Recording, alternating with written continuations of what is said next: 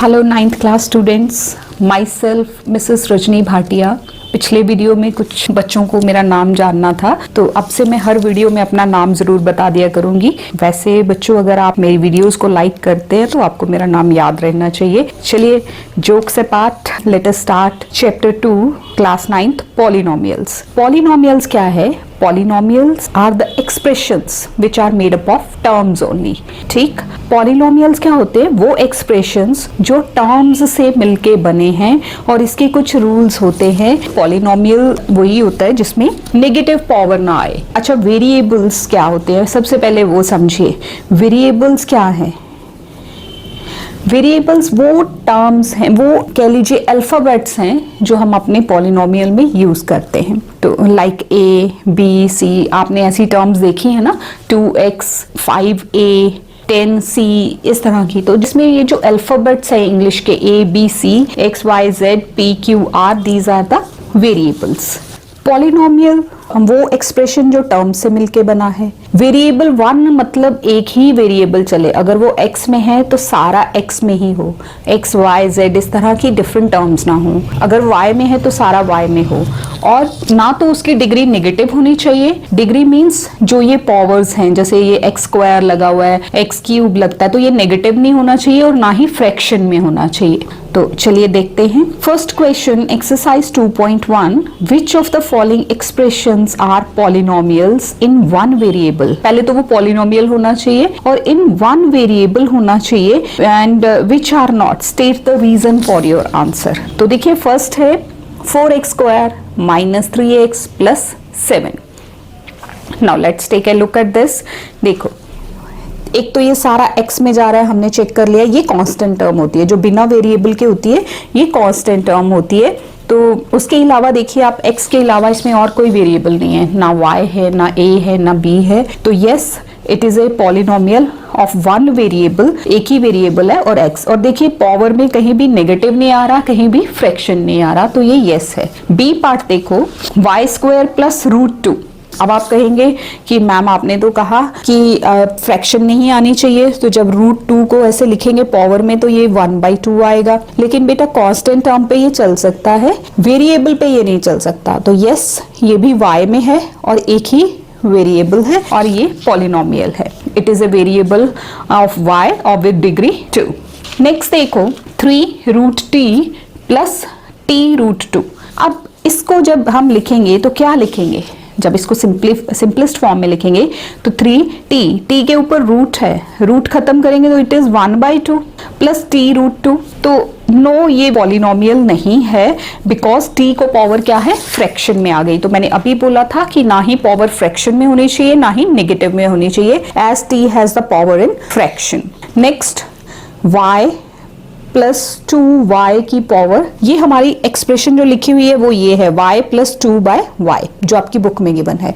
जब हम इसको सिंपलेस्ट फॉर्म में लिखेंगे तो y प्लस 2, ये y जो है जब साथ लेके जाएंगे टर्म के तो पावर नेगेटिव हो जाएगी। ये 2/y है ना, तो जब हम इसको सिंपलेस्ट फॉर्म में लिखेंगे तो दिस इज 2y की पावर -1। तो जब ये आ जाएगा तो मैंने अभी अभी बताया कि वेरिएबल तो है 1, ओके है, बट ये पॉलिनोमियल नहीं है, बिकॉज y को पावर नेगेटिव लगी हुई है। तो no, because here y has negative power. ठीक है जी।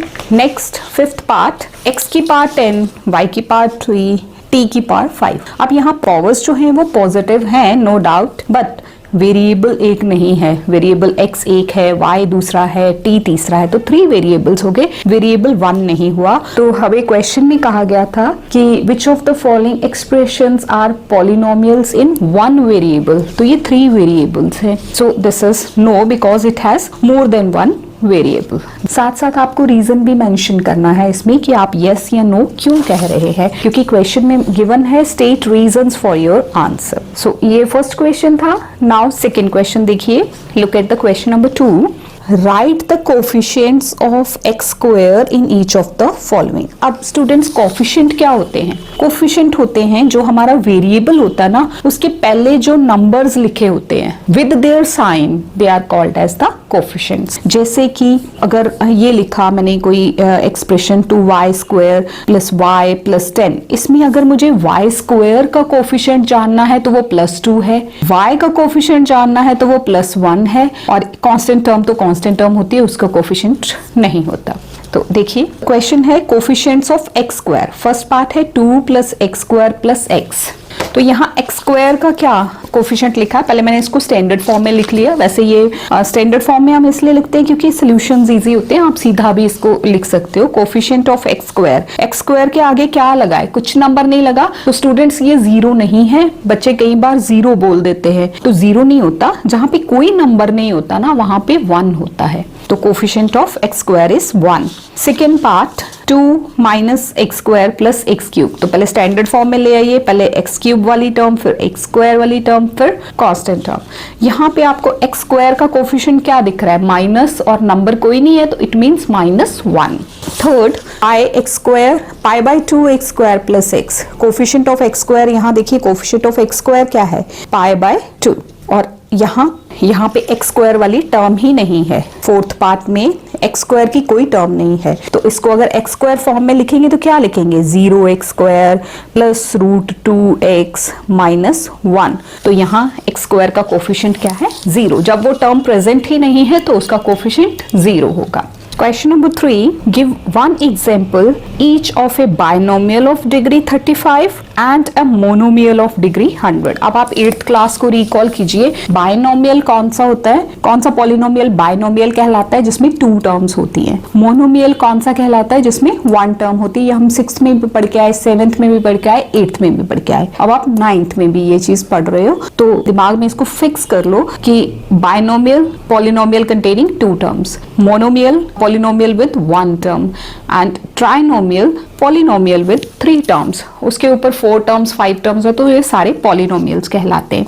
So क्वेश्चन नंबर 3 था बाइनोमियल ऑफ डिग्री 35, यानी कि वो पॉलिनोमियल जिसमें 2 टर्म्स हो, तो 2 टर्म्स देखिए हमने लिख ली, और उसकी डिग्री 35 हो, यानी कि हाईएस्ट डिग्री जो हो वो 35 हो। तो x³ 35 + 2x9, आप कुछ भी लिख सकते हो, आप इसको y में भी ले सकते हो, a में भी, एनीथिंग। और b पार्ट है second part, that is monomial of degree 100। Monomial मतलब सिंगल टर्म, तो x⁻100 y⁻100 आप कुछ भी लिख सकते हो। So this is monomial of power 100।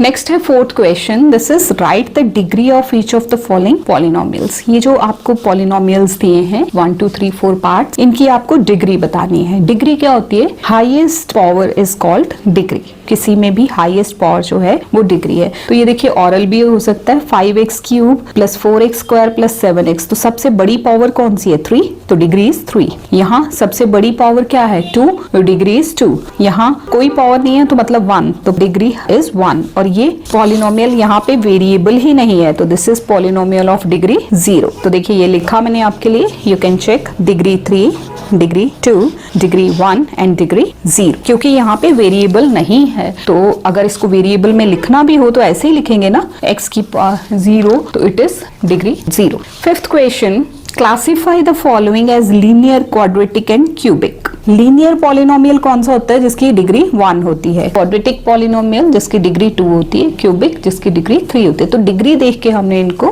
Classify करना है। ये देखिए यहाँ क्या है, हाईएस्ट डिग्री क्या है, 2, तो इट इज क्वाड्रेटिक, यहाँ 3, इट इज क्यूबिक। टर्म्स नहीं बच्चे, आपने टर्म कंफ्यूज नहीं करना इस चीज को। देखिए आप कहोगे मैम यहाँ पे तो 3 टर्म्स हैं, टर्म वाइज जो डिवीजन है that is monomial, binomial, trinomial. Degree wise जो बाइफर्केशन है that is linear, quadratic and cubic. Degree के हिसाब से डिग्री 1 हो तो linear, quadratic degree 2, cubic degree 3। और टर्म्स के हिसाब से अगर देखना हो तो वो होता है मोनोमियल, बाइनोमियल, ट्राइनोमियल। एक टर्म जिसमें एक ही सिंगल टर्म हो वो मोनोमियल, 2 टर्म्स वाला बाइनोमियल, 3 टर्म्स वाला ट्राइनोमियल। देखिए यहाँ ये हो गया quadratic, this is cubic, this is quadratic, this is linear, 1 degree है, linear, this is quadratic and this is cubic। I have written it for you also, आप एक बार देख लीजिए। ये देखिए यहाँ पे highest degree 2 quadratic, highest degree 3 cubic, highest degree 2 quadratic, highest degree 1